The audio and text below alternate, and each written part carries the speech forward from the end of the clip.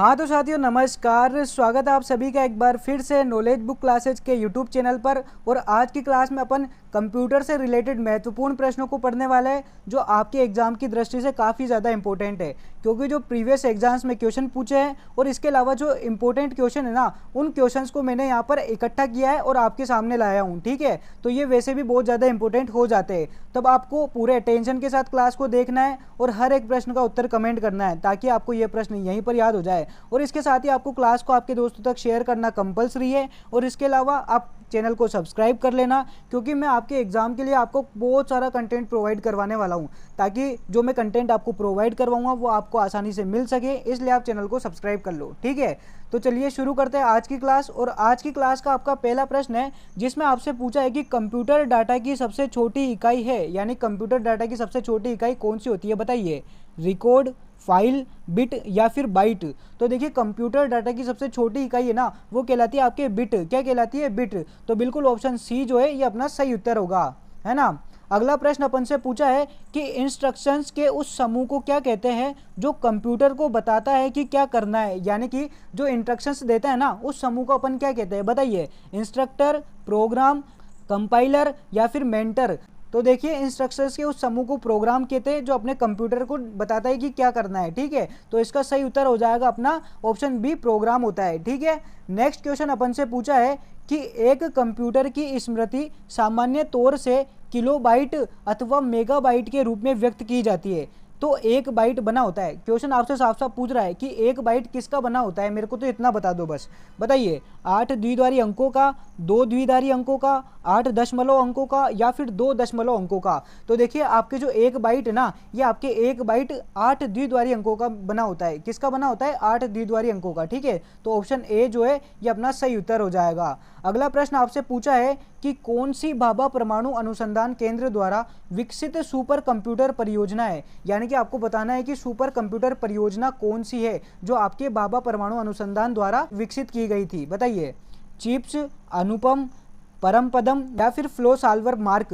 तो देखिए भाभा अनुसंधान केंद्र द्वारा विकसित सुपर कंप्यूटर परियोजना है ना, वो थी आपके अनुपम। क्या थी? अनुपम। बिल्कुल ऑप्शन बी जो है ये अपने इस प्रश्न का सही उत्तर है कि जो अनुपम है ये आपके सुपर कंप्यूटर परियोजना है जो भाभा परमाणु अनुसंधान केंद्र द्वारा विकसित की गई है। ठीक है, नेक्स्ट क्वेश्चन अपन से पूछा है कि अनुपम क्या है। अब देखिए अपन पढ़ के आया अभी कि अनुपम क्या है, अब इसमें पूछ ले कि अनुपम क्या है। बताइए, एक शोध संस्थान है, एक सुपर कंप्यूटर है, नवनिर्मित प्रक्षेपात्र है या फिर कंप्यूटर सॉफ्टवेयर है। तो अपन को पता है कि अब अनुपम क्या है, तो अनुपम एक सुपर कंप्यूटर है जो अपन पढ़ के आए हैं कि यह भाभा अनुसंधान केंद्र द्वारा विकसित किया गया था। ठीक है, तो ऑप्शन बी ही इसका सही उत्तर हो जाएगा।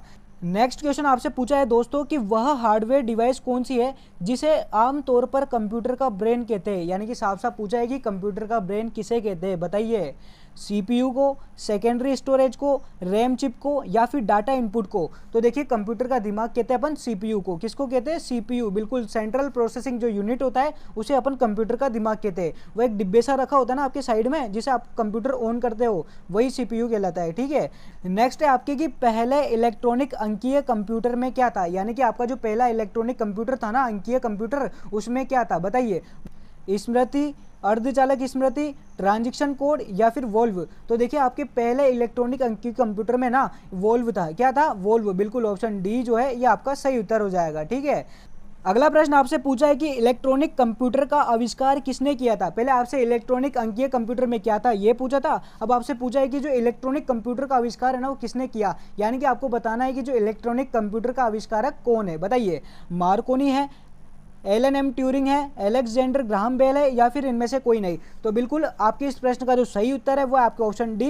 बिल्कुल सही बात, क्योंकि जो इलेक्ट्रॉनिक कंप्यूटर का आविष्कार है ना वो आपके किया था जॉन मोचलिन है और इसके एक साथी थे एकर्ट। उन दोनों ने मिलकर आपके इलेक्ट्रॉनिक कंप्यूटर का आविष्कार किया था। ठीक है, तो अपना सही उत्तर क्या हो जाएगा? ऑप्शन डी, बिल्कुल सही।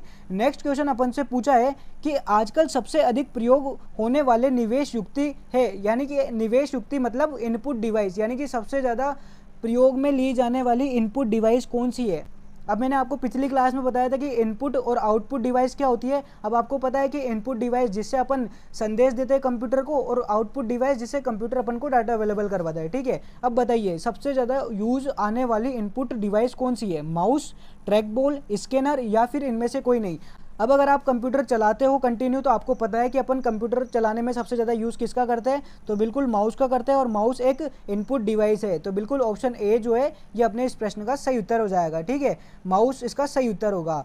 नेक्स्ट क्वेश्चन अपन से पूछा है कि निम्नलिखित में से कौन सी सूचना प्रौद्योगिकी शब्दावली नहीं है। देखो नेगेटिव प्रश्न पूछा है कि जो सूचना प्रौद्योगिकी शब्दावली का भाग नहीं है ना, उसको आपको अलग करना है। तो बताइए कौन सा नहीं है, साइबर स्पेस, अपलोड, प्रकाश भंडारण या फिर मोडेम। तो देखिए मोडेम है, साइबर स्पेस है, अपलोड भी है, लेकिन आपने कभी ये नहीं सुना होगा कंप्यूटर की भाषा में कि ये प्रकाश भंडारण क्या होता है। तो बिल्कुल सूचना प्रौद्योगिकी शब्दावली का जो भाग नहीं है वो प्रकाश भंडारण ही है। ठीक है, तो ऑप्शन सी जो है ये अपना सही उत्तर हो जाएगा। नेक्स्ट क्वेश्चन आपसे पूछा है कि www के आविष्कारक एवं संस्थापक कौन है। यानी कि आप जो वेबसाइट यूज करते हैं ना www.com, उसमें जो www है ना, इसका आविष्कार किसने किया था बताइए।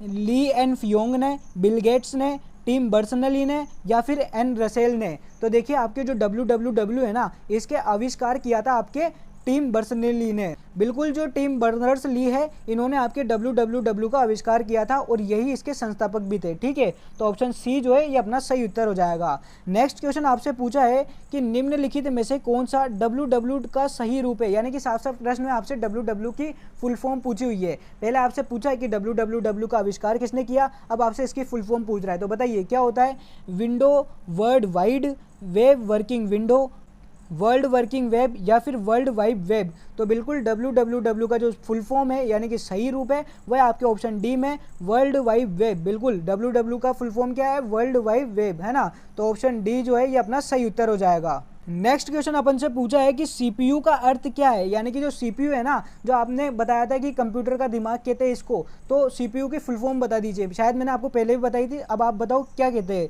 Central program unit, control program uses, central processing unit या फिर कंट्रोल प्रोग्राम यूनिट। तो देखिए जो सीपीयू का फुल फॉर्म यानी कि अर्थ है ना, वो है आपके सेंट्रल प्रोसेसिंग यूनिट। बिल्कुल ऑप्शन सी जो है ये अपना सही उत्तर हो जाएगा। ठीक है, अच्छे से लेकर याद रखना है, बहुत ज़्यादा इंपॉर्टेंट क्वेश्चन है। कम से कम 7 से 8 बार प्रीवियस एग्जाम्स में ये क्वेश्चन पूछा जा चुका है। ठीक है, तो ये अभी भी इंपॉर्टेंट है, पूछ भी सकते हैं। नेक्स्ट क्वेश्चन दोस्तों आपसे पूछा है कि कंप्यूटर का हिंदी नाम क्या है। बिल्कुल ये भी इंपॉर्टेंट क्वेश्चन है दोस्तों, क्योंकि हमें पता तो होना चाहिए ना कि जो कंप्यूटर अपन चलाते हैं उसको हिंदी में क्या कहते हैं। तो बताइए क्या कहते हैं, गणना करने वाला, संगणक, हिसाब लगाने वाला या फिर परिगणक। तो देखिए कंप्यूटर का जो हिंदी नाम है ना वो है आपके संगणक। क्या है, संगणक। बिल्कुल ऑप्शन बी जो है ये आपका सही उत्तर हो जाएगा कि कंप्यूटर को हिंदी में अपन संगणक कहते हैं। ठीक है, याद रखना अच्छे से। नेक्स्ट क्वेश्चन आपसे पूछा है कि निम्नलिखित में से किसे कंप्यूटर का पितामह कहा जाता है। यानी कि कंप्यूटर का पितामह कौन है बताइए। Herman Hollerith, Charles Babbage, Blaise Pascal या फिर जोसेफ जूकर्ड। तो देखिए आपके जो कंप्यूटर का पितामह है ना, वो कंप्यूटर का पितामह अपन कहते हैं चार्ल्स बेबेज को। किसको कहते हैं, बिल्कुल चार्ल्स बेबेज, जिन्होंने कंप्यूटर का आविष्कार किया था सर्वप्रथम, उन्हीं को अपन कंप्यूटर का पितामह कहते हैं। ठीक है, तो ऑप्शन बी जो है ये अपना सही उत्तर हो जाएगा। और इंपॉर्टेंट क्वेश्चन है दोस्तों, क्योंकि बहुत सारे एग्जाम्स में इसको पूछ रखा है। आपके अगर सिलेबस में कंप्यूटर है तो आपको पता होना चाहिए कि कंप्यूटर का आविष्कार किसने किया था। तो बहुत ज़्यादा इंपॉर्टेंट है। ठीक है, याद रखना। नेक्स्ट क्वेश्चन आपसे पूछा है कि 1 बाइट किसके बराबर होते हैं। बताइए 1 बाइट किसके बराबर होते हैं। जो 4 ऑप्शन है ना, इनमें से कौन से ऑप्शन मिलकर 1 बाइट बनाता है। बताइए 4 बिट्स, 8 बिट्स, 4 बाइट्स या फिर 1 निब्बल। तो बिल्कुल दोस्तों जो आपके 8 बिट्स है ना, ये 8 बिट्स मिलकर 1 बाइट बनाते हैं। ठीक है, तो बिल्कुल ऑप्शन बी जो है ये अपना सही उत्तर हो जाएगा। ठीक है, और आपको पता है कि सबसे छोटी इकाई डाटा की कौन सी है, तो वो बिट्स ही है, बिट्स के बाद बाइट आता है। ठीक है, नेक्स्ट क्वेश्चन अपन से पूछा है कि सीपीयू का पूर्ण रूप क्या है। बताइए सीपीयू की फुल फॉर्म, शायद ये क्वेश्चन अपन पहले भी पढ़ के आ चुके हैं, चलो रिवीजन हो रहा है आपका। तो बताओ सीपीयू की फुल फॉर्म क्या है। Central principal unit, control processing unit, central processing unit या फिर इनमें से कोई नहीं। तो बिल्कुल जो सीपीयू की फुल फॉर्म है ना, वो है आपके सेंट्रल प्रोसेसिंग यूनिट, है ना। नेक्स्ट क्वेश्चन अपन से पूछा है दोस्तों कि अबेकस का आविष्कार किस देश में किया गया था। बताइए जो अबेकस गणितीय संक्रियाएं करने में काम आता है, आजकल बच्चों को भी पढ़ाते हैं अपन स्कूलों में। तो बताइए उस अबेकस का आविष्कार किस देश ने किया था। बताओ भारत में, अमेरिका में, चीन में या फिर जापान में। तो देखिए आपके जो अबेकस का आविष्कार है ना, वो किया था चीन ने। देखो इसकी स्थिति वैसे तो क्लियर नहीं है, लेकिन मोस्टली जो बताते हैं ना वो चीन को बताते हैं। तो अपन भी चीन के साथ चलेंगे। तो हमारा सही उत्तर क्या हो जाएगा, ऑप्शन सी, चीन ने इसका आविष्कार किया था। ठीक है, नेक्स्ट क्वेश्चन अपन से पूछा है कि माउस में कितने बटन होते हैं। बताइए माउस में कितने बटन होते हैं। अब आपने माउस को यूज़ किया है तो आपको पता होगा, और बहुत ही आसान सा प्रश्न होगा ये। ठीक है, तो 1 बटन, 2 बटन, 4 बटन या फिर 3 बटन। तो मैं आपको बता दूं कि जो माउस है ना उसमें 3 बटन होते हैं। कौन कौन से बटन होते हैं? 3। तो एक होता है राइट क्लिक, एक होता है लेफ्ट क्लिक, एक होता है आपके व्हील बटन, जिससे अपन कंप्यूटर की स्क्रीन को ऊपर नीचे करते हैं। ठीक है।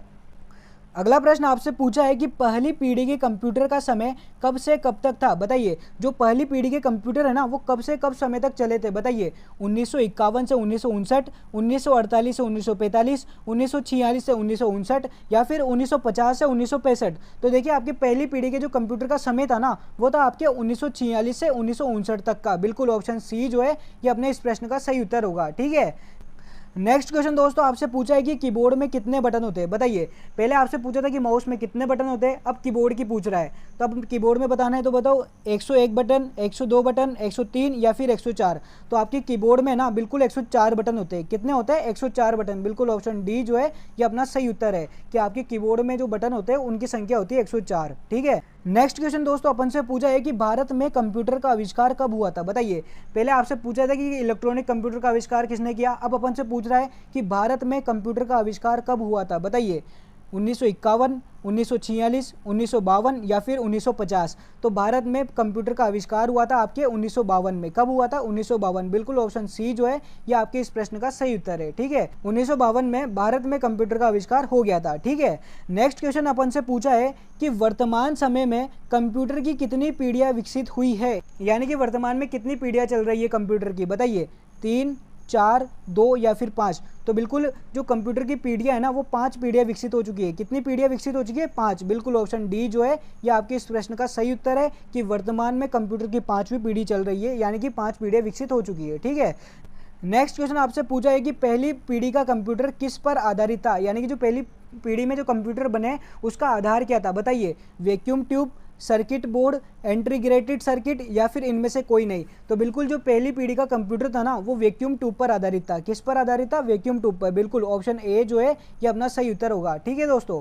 नेक्स्ट क्वेश्चन अपन से पूछा है कि भारत में बनाया गया पहला कंप्यूटर का नाम, यानी कि जो भारत में 1952 में पहला कंप्यूटर बना था ना, उसका नाम क्या है ये बताओ आप। तो बताओ। फुगाकू कंप्यूटर, परम कंप्यूटर, सिद्धार्थ कंप्यूटर या फिर इनमें से कोई नहीं। तो देखिए, भारत का जो पहला कंप्यूटर था उस कंप्यूटर का नाम था आपके सिद्धार्थ कंप्यूटर। क्या था? सिद्धार्थ कंप्यूटर। बिल्कुल जो अपना पहला कंप्यूटर था ना, उसका नाम रखा था अपन ने सिद्धार्थ कंप्यूटर। ठीक है। अच्छे से लेकर याद रखना, बहुत ज़्यादा इंपॉर्टेंट है। तो अपना सही उत्तर क्या हो जाएगा? ऑप्शन सी है ना। इंपॉर्टेंट लगा लो भाई, स्टार लगा लो, इसको याद रखना है कि भारत का पहला सिद्धार्थ कंप्यूटर था। ठीक है। अगला प्रश्न आपसे पूछा है कि कंप्यूटर का दिमाग किसे कहते हैं? बताइए। मॉनिटर को, एएलयू को, या सीपीयू करना भाई, सीपीयू को या फिर इनमें से कोई नहीं। तो बिल्कुल अपन कंप्यूटर का दिमाग किसको कहते हैं? सीपीयू को कहते हैं। किसको कहते हैं? सीपीयू। बिल्कुल ऑप्शन सी जो है ये अपना सही उत्तर हो जाएगा कि जो सीपीयू होता है वो कंप्यूटर का दिमाग कहलाता है। नेक्स्ट क्वेश्चन अपन से पूछा है कि सॉफ्टवेयर कितने प्रकार के होते हैं? यानी कि सॉफ्टवेयर के कितने प्रकार होते हैं? बताइए।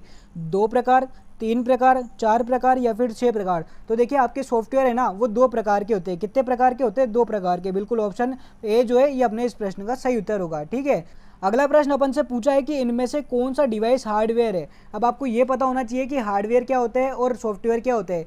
तो एक सिंपल सी ट्रिक है कि जिसको अपन टच कर सकते हैं वो हार्डवेयर होते हैं, और जिनको सिर्फ अपन देख सकते हैं, टच नहीं कर सकते, वो सॉफ्टवेयर होते हैं। ठीक है। अब बताओ हार्डवेयर कौन कौन से हैं? तो कीबोर्ड, माउस, मॉनिटर या फिर सभी। तो बिल्कुल ये ऑप्शन डी सही हो जाएगा कि सभी के सभी हार्डवेयर है, क्योंकि अपन इन सबको टच कर सकते हैं। ठीक है। तो सभी के सभी हार्डवेयर है। ऑप्शन डी इस प्रश्न का सही उत्तर है। नेक्स्ट क्वेश्चन अपन से पूछा है कि सीपीयू का भाग है, यानी कि जो 4 ऑप्शंस दिए हुए ना, उनमें से सीपीयू का भाग कौन सा है? बताइए। मॉनिटर, प्रिंटर, एएलयू या फिर इनमें से कोई नहीं। तो बिल्कुल जो सीपीयू का भाग है ना, वो है अपना एएलयू। कौन सा है? एएलयू। ऑप्शन सी जो है इस प्रश्न का सही उत्तर होगा। और अपना जो एएलयू है ना, ये गणितीय संक्रियाएं करने में अपने काम आता है। ठीक है। तो ऑप्शन सी अपना सही उत्तर है। नेक्स्ट क्वेश्चन आपसे पूछा है कि कंप्यूटर में नया फोल्डर बनाने का शॉर्टकट बटन है, यानी कि साफ साफ पूछा है कि आपको नया फोल्डर बनाना है, तब आप कौन सी शॉर्टकट की का यूज़ करोगे? बताइए। F2, control plus F2, control plus shift plus N या फिर इनमें से कोई नहीं। तो देखिए, जो नया फोल्डर बनाने का शॉर्टकट बटन है वह आपके control plus shift plus N। बिल्कुल ऑप्शन सी जो है ये आपके इस प्रश्न का सही उत्तर हो जाएगा। ठीक है। और आज की क्लास में दोस्तों फिलहाल इतना ही। अपन मिलते हैं अगली क्लास में और ज़्यादा इंपॉर्टेंट क्वेश्चंस के साथ। तब तक के लिए आप चैनल को सब्सक्राइब कर लो, ताकि मैं जो आपको कंटेंट प्रोवाइड करवाने वाला हूँ वो आपको आसानी से मिल जाए, और आप क्लास को आपके दोस्तों तक शेयर कर देना ताकि उनका भी भला हो जाए। ठीक है। तो मिलते हैं अपन अगली क्लास में। तब तक के लिए जय हिंद, जय भारत, धन्यवाद।